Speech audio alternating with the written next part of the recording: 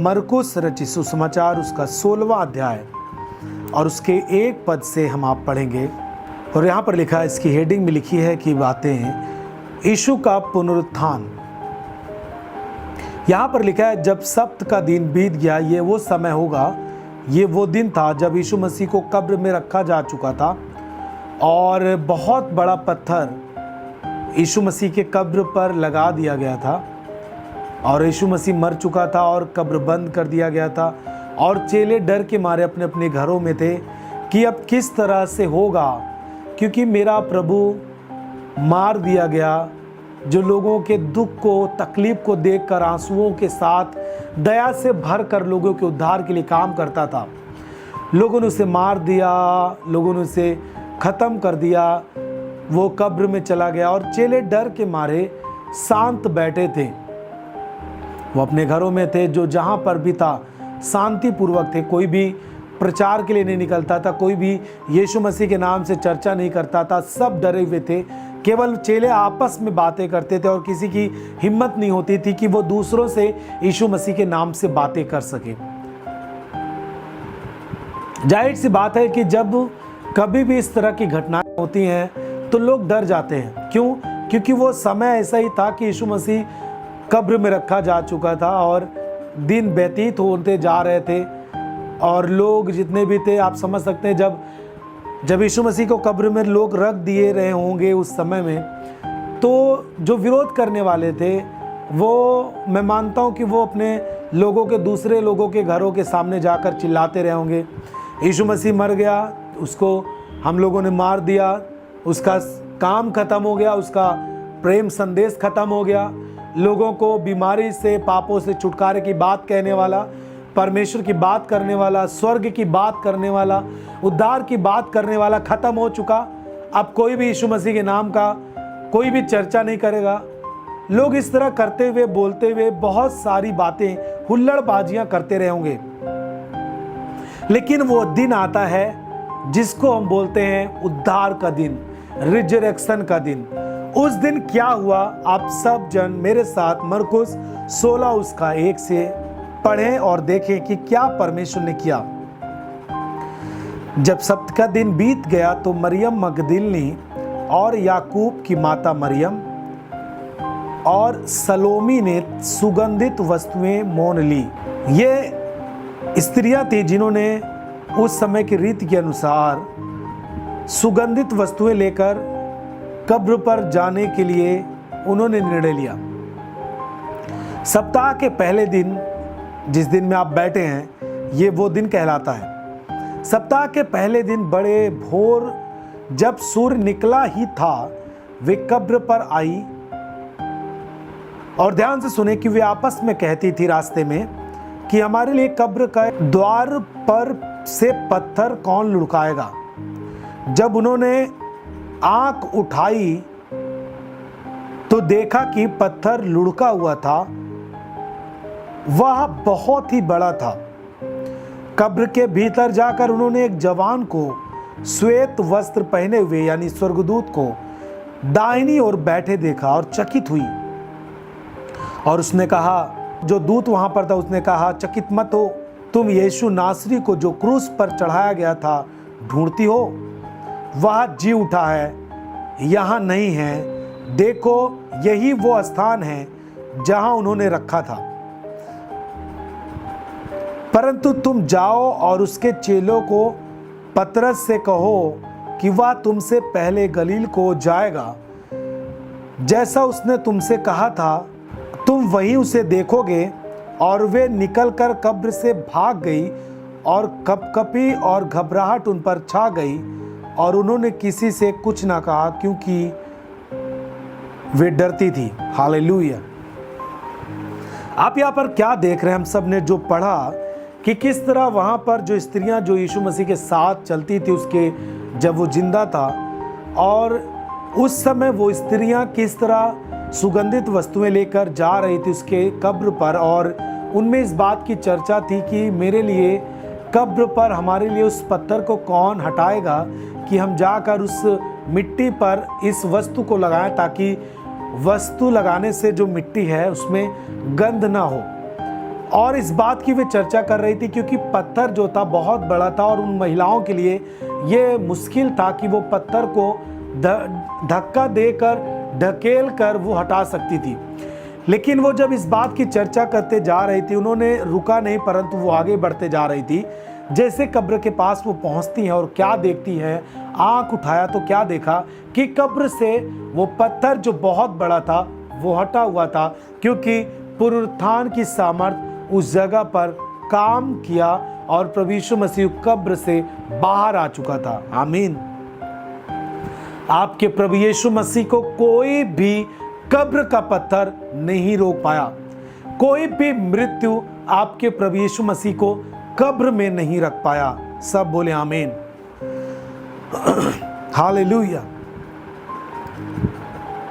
और जब स्त्रियां उस अंदर गई कब्र के, तो उन्होंने एक दूत का दर्शन पाया और स्वर्गदूत ने वहां पर उन्हें बोला कि यीशु मसीह जी उठा है। मैं आपको यहां पर इस बात पर फोकस कराना चाहता हूं।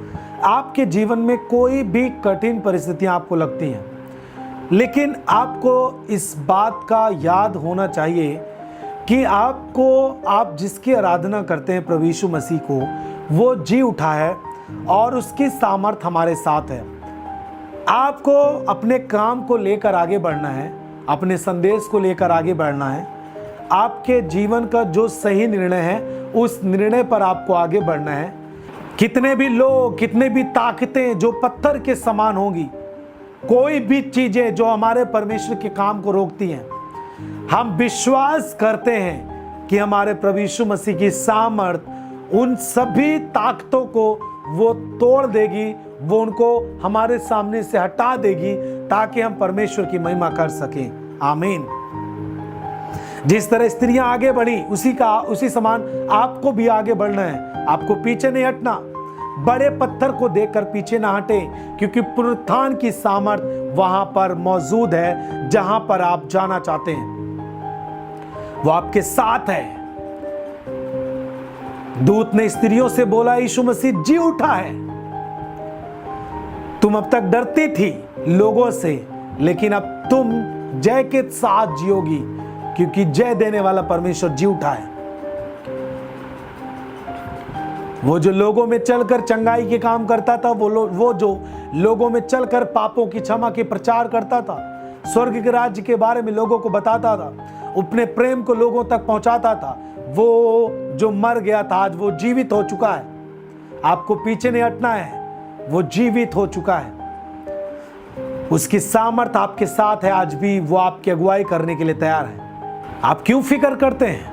हर एक पत्थर को हटाने के लिए परमेश्वर का पुत्र यीशु जी उठा है। क्या स्त्रियां जाने के बाद वहां पर पत्थर को, कब्र को ढका हुआ पाई?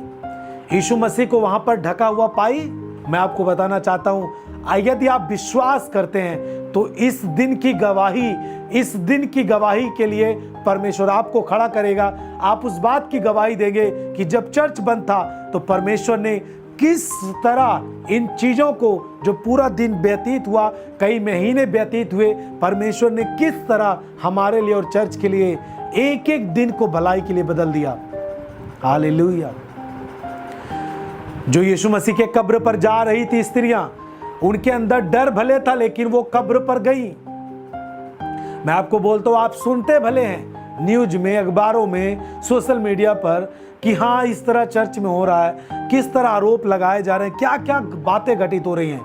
मैं मानता हूं कि आपके अंदर डर आता है थोड़ा बहुत, लेकिन आपको अपने काम से पीछे नहीं हटना है। जिस बात के गवाह हो चुके हैं उसे लेकर, उस स्त्रियों के समान अपने सुगंधित वस्तुओं को लेकर आगे बढ़ना है। मैं आपको बताना चाहता हूं, आप देखेंगे कब्र का पत्थर हटा हुआ है। आप पास तो आइए कब्र के, यानी आप अपने संदेश को लेकर, अपनी उद्देश्य को लेकर आप आगे तो बढ़िए। स्वर्गदूत वहां पर खड़े हैं, परमेश्वर के लोग वहां पर खड़े हैं आपको संदेश देने के लिए कि यीशु मसीह मरा नहीं है। अब तक ज्यादा दिन तक कब्र यीशु मसीह को नहीं रख पाई, मृत्यु अपने अधिकार में ज्यादा दिन तक यीशु मसीह को नहीं रख पाई। दूतों ने कहा, तुम किसे ढूंढती हो? यीशु को ना, यीशु जी उठा है। डरना नहीं चाहिए आपको प्रियजन। यीशु को थामे रखें आप। आज का दिन आपके जीवन में, ये दिन हमारे साथ, इसीलिए आज प्रभु ने जोड़ दिया पुनरुत्थान का दिन।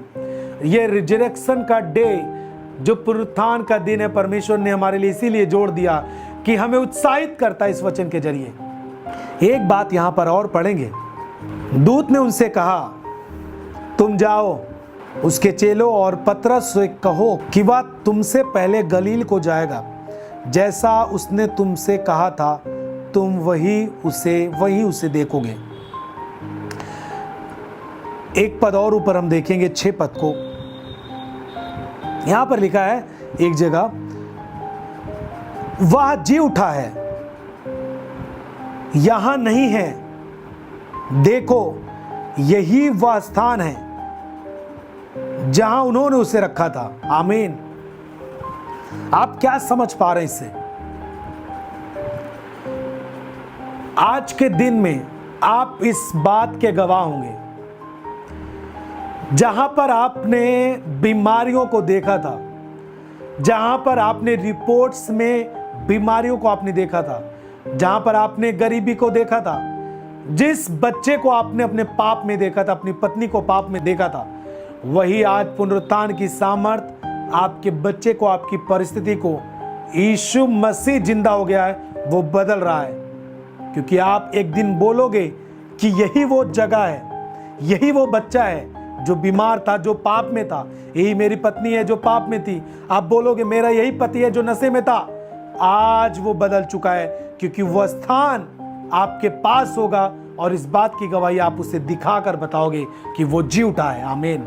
चर्च की सभी प्रार्थनाओं को और परमेश्वर के दास के द्वारा टीचिंग सुनने के लिए और अपडेट्स को जानने के लिए हमारे इस चैनल को सब्सक्राइब करें और साथ में बेल आइकन को जरूर दबाएं, ताकि जब भी लाइव प्रार्थना हो तो सबसे पहले आप देख सकें।